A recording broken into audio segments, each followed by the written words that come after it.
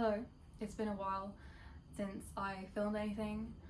The past 2 weeks or so I've been occupied because I've been in another country. I was in Iran for a couple weeks, and as soon as I came back from Iran, I got news that my cat passed away in a car accident, and this video is dedicated to my cat because I miss him greatly. If he was here, he'd probably be sitting right next to me, purring away, but unfortunately he's not with us in the physical form anymore.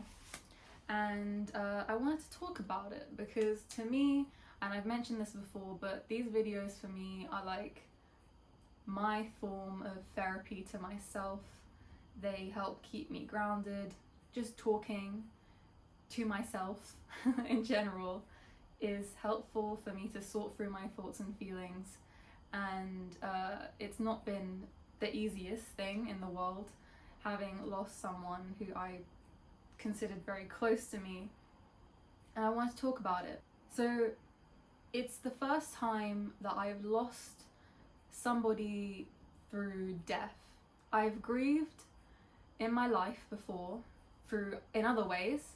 I've grieved, in loss of a relationship, loss of friendships. You can grieve the loss of a job. You can grieve the loss of a home. There's so many different things you can grieve over, but one thing I hadn't experienced is the loss of someone through death. Since I've lost him, since I've found out about his death, I've been going through waves of emotions, like really times where I feel really, really high, and then times when I feel so, so low. It's a thing that my family has been grieving as a whole, and it's interesting to see how each member of my family reacts to this loss. I feel more connected with my family in this point in time because we're going through something together. My cat deserves to be spoken about because he had a very significant presence in my life. To me, my cat was like an extension of myself. I literally wished for my cat. I wished to have a grey cat just like the one my neighbour had. My neighbours had a grey cat, and growing up, he'd always come into our garden and I'd play with the cat. And I remember I literally wished, I had my fortune told that I'd have a grey cat just like my neighbours. And maybe a year or two later, we got a kitten just like that one that our neighbour had, and he was adorable, and he was our cat, and he was called Augustus, and we called him August for short, and we loved him. My cat was with me through the hardest years of my life.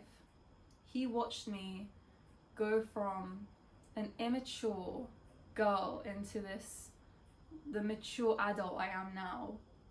I hope that's not in the humblest way possible. I do think I've become a mature adult now, and I don't know how I feel about that, but he was there through everything for me. My cat, he was with me at my happiest times, but also through the most depressing times, through the angriest times. He was with me through everything. It didn't matter whether I was having a good day or a bad day. He was there. He would lend me his ear, and he'd just sit there and just make me feel peaceful, and for his sake I wanted to be peaceful because I wanted to keep the atmosphere peaceful for my cat. And I definitely noticed that change in my family. My family became way more peaceful when we brought August into our house. He just set the tone right. There was less agitation, less negativity. It was more positive because we knew we had a responsibility for this creature who, is wordless, and we want to make sure he is in the right atmosphere, because animals sense a lot. They sense the vibe of the people around them, and I wanted to keep that vibe good as much as I could, and it definitely improved ever since August came into our house. So I'm very, very grateful to him for that. There was a different kind of love between me and my cat. It was deeper than anything I could ever have with a human being. And because it's like this unspoken, wordless love between you, it's so deep, it's unconditional.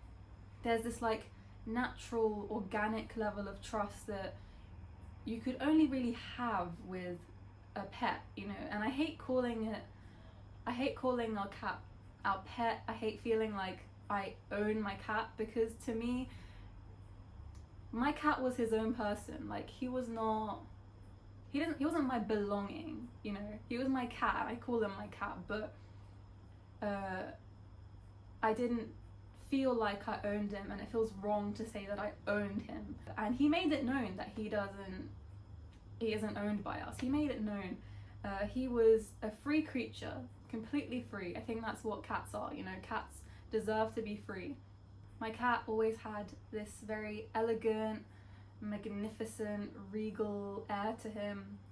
He always felt quite authoritative and majestic, and he made himself known. His presence was known to us. Like, if he was in the room, you need to turn it down, because, you know, you're in the presence of a king. That's what it felt like. He was king-like, he was prince-like. You could tell, like, he had self-respect. He had like a whole lot of self-respect, and he didn't let anyone mess with that. Like, if you were gonna disrespect him, that's you, like, that's his claws coming out. Like, you're not, or his teeth, you know. Sometimes his teeth would come out. Like, I remember, and I've told this story to so many people just because I love it so much, but every time, we didn't have a cat flap in our house. We don't have cat flaps, so we always let him in through the door. And one thing that will always stick with me is the fact that, like, sometimes he'd sit at the door and you could tell he wants to come in. Like, he'd be like, hey, let me in. Like, he'd give you a look. And then I'd be like, okay, cool. I open the door for him, and he'd look me dead in the eyes, and he'd be like, oh, like, you want me to come in now? And I'd be like, okay, come in. Like, I open the door for you. And he'd be like, cool. And he'd just make me wait. He'd be like, you want me to come in now? No. I'm coming in whenever I want to, okay? So you turn around and wait for me. And I'd wait for him, and I'd be like, you know, I'd click my teeth at him like, okay, like, you're gonna just sass me like that now. So, you know, I'd wait for him, and then I'd be like, oh, you're gonna take your time? Fine, I'll close the door on you. And then as soon as I close the door, he'd give me this look like, you dare close that door on me. And then I'd open it again, and he'd walk in. And I'd be like, okay, like, you're just putting, like, me in my place. I get it. Like, I respect you. It just always made me laugh how he did that. And, you know, it's something I learned from him. Like, you have that self-respect, and you say no if you want to. Like, he definitely had that about him, and I learned that from him. I'm very grateful for him, you know.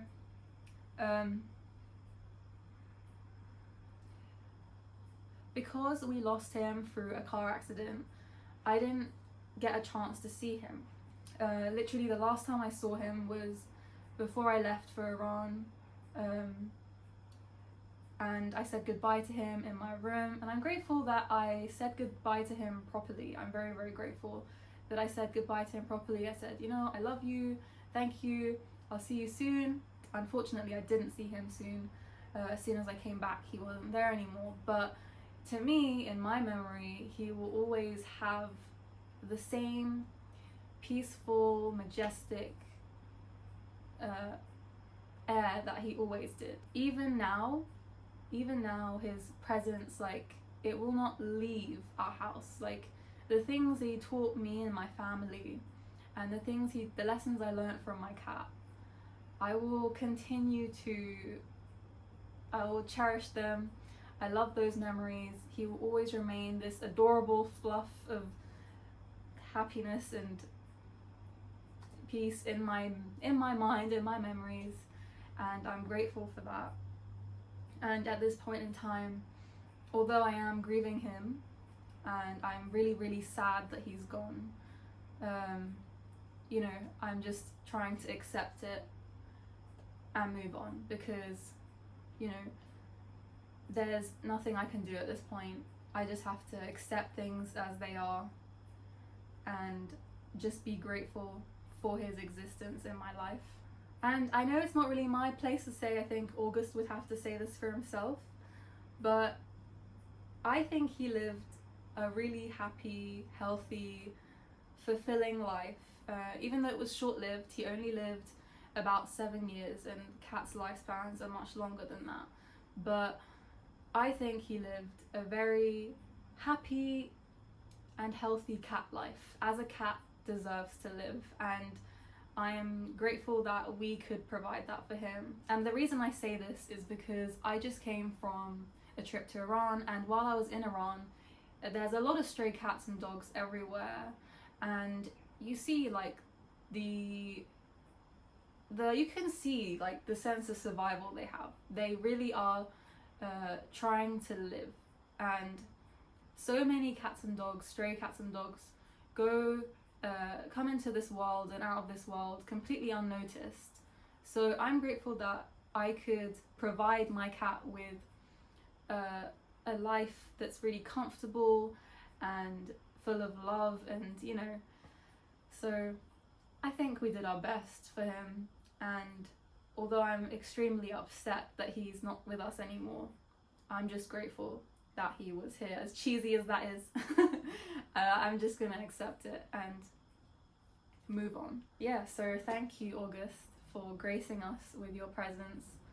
I'm, you know, grateful that you came into our family, and thank you for making my wish come true.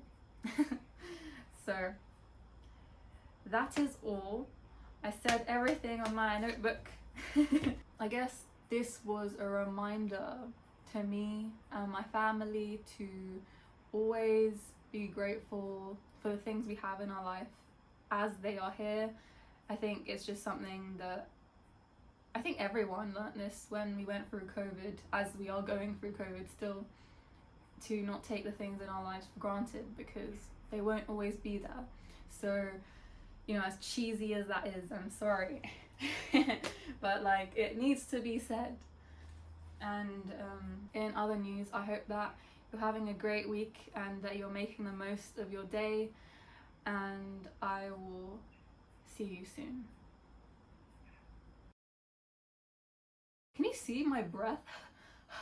It's freezing.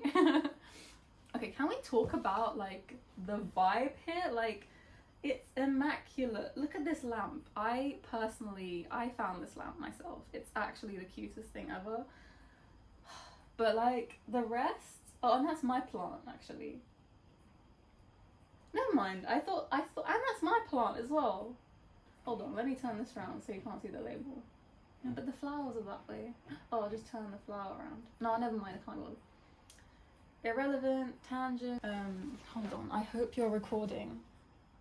Oh my god, the anxiety I get about this thing recording or not, like, it's ridiculous. It's happened so many times that I'll be filming, and then like I sit there for like an hour, I say a load of meaningful shit, and then I check my phone and it's like not even been recording, and I'm like, I hate this.